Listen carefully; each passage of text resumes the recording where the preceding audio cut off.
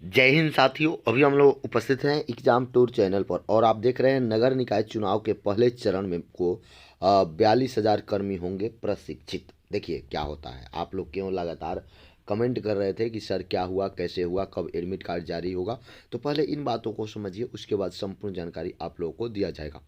पहले क्या है, 42,000 कर्मी होंगे पहले चरण के लिए। नगर निकाय चुनाव के पहले चरण के लिए 42,000 को प्रशिक्षित किया जाएगा। इसमें कौन कौन होते हैं, क्या होते हैं, क्यों लग रहा है, आप देखें। पटना हिंदुस्तान ब्यूरो। बिहार में नगर निकाय चुनाव को लेकर तैयारी शुरू हो गई है। राज्य निर्वाचन आयोग ने इसको लेकर अपनी कार्य योजना पर कार्य तेज कर दिया। देखिए, नगर निकाय चुनाव है, बहुत जल्द फैसला आया। जल्द फैसला आने के बाद लगातार देखिए बिहार नगर निकाय चुनाव को लेकर तैयारी तेज कर दी गई है। राज्य निर्वाचन आयोग को लेकर अपनी कार्य योजना पर काम तेज कर दी। पूरा तेजी से काम हो रहा है। चुनाव हो जाए, समय से हो जाए, अच्छा तरीका से हो जाए, कहीं कोई धांधली ना हो, कहीं कोई दिक्कत ना हो, कहीं किसी को वोट देने में डालने में दिक्कत ना हो, कहीं नेता लोगों को दिक्कत ना हो या किसी प्रकार का दिक्कत ना हो। इसको लेकर लगातार तैयारियां होती है ताकि इसमें कोई समस्या नहीं हो। लेकिन बाकी यदि युवाओं की बात करें तो उनको लेकर तैयारियां तो होती है, लेकिन उस गर्मजोशी से नहीं होती है, उस समय सीमा से नहीं होती है, उस तरीका से नहीं होते है जिस तरीका से नगर निकाय चुनाव या कोई चुनाव करा लिया जाता है। अच्छी बात है, चुनाव समय से होता है, समय से रिजल्ट आता है, परिणाम होता है, शपथ ग्रहण होता है, सब कुछ होता है।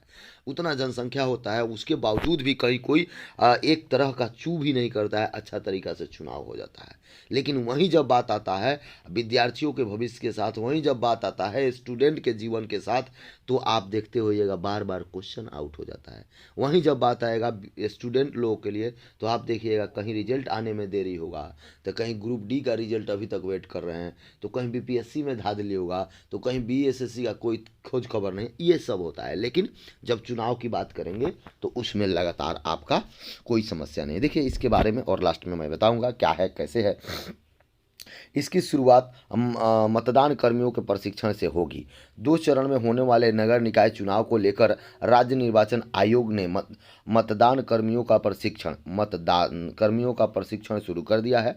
राज्य निर्वाचन आयोग द्वारा पहले चरण के लिए 41,790 मतदान कर्मियों का प्रशिक्षण किया जाएगा। देखिए, राज्य निर्वाचन आयोग के तरफ से मतदान कर्मियों के साथ ही polling magistrate, micro observer, petroleum magistrate एवं कलेक्शन पार्टी का प्रशिक्षण शुरू कर किया है। देखिए इतना लोगों का प्रशिक्षण शुरू होता है। अब बताइए, ये मतदान केंद्र है, केंद्र बनेगा, वहाँ पोलिंग जो होते हैं साथ में पोलिंग मजिस्ट्रेट होते हैं, माइक्रो ऑब्जर्वर होते हैं, पोलिंग मजिस्ट्रेट, ये सब लोग होते हैं।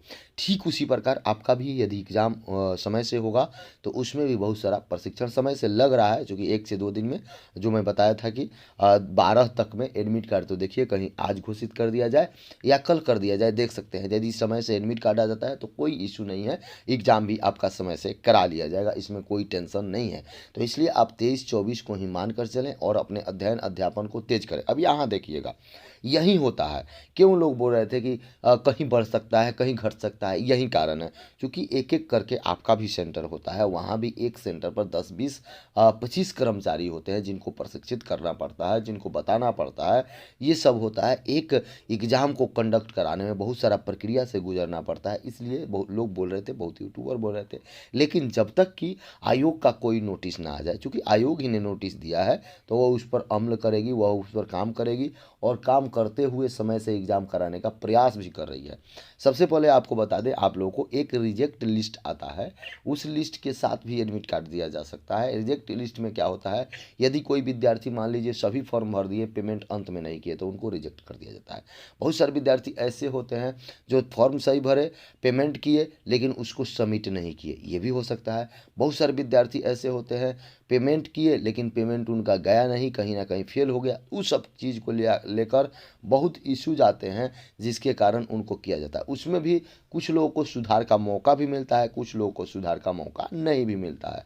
बहुत सारे विद्यार्थी होते हैं जो अपना बहुत कुछ गलत भर देते हैं, इन सारे चीज़ को भी सुधार का मौका दिया गया था। तो देख सकते हैं। अब यहाँ से आप अपना ध्यान दें। एक अलावा मतगणना के लिए मतगणना पर्यवेक्षक, मतगणना सहायक, मतगणना माइक्रो ऑब्जर्वर का भी प्रशिक्षण शुरू किया गया है। बिहार में 2 चरणों में नगर निकाय चुनाव होगा। पहले चरण का चुनाव 18 दिसंबर जबकि 28 दिसंबर को दूसरे चरण का मतदान होना है। पहले चरण की मतगणना 20 दिसंबर को होगी। पहले चरण में 37 जिला में मतदान होगा। आगे देखिए, उसके बाद क्या है, इसमें 156 नगर निकाय में 68 नगर परिषद व 88 नगर पंचायत में चुनाव होगा। इसमें मुख्य पार्षद, उप मुख्य पार्षद और वार्ड पार्षद का चुनाव कराया जाना है।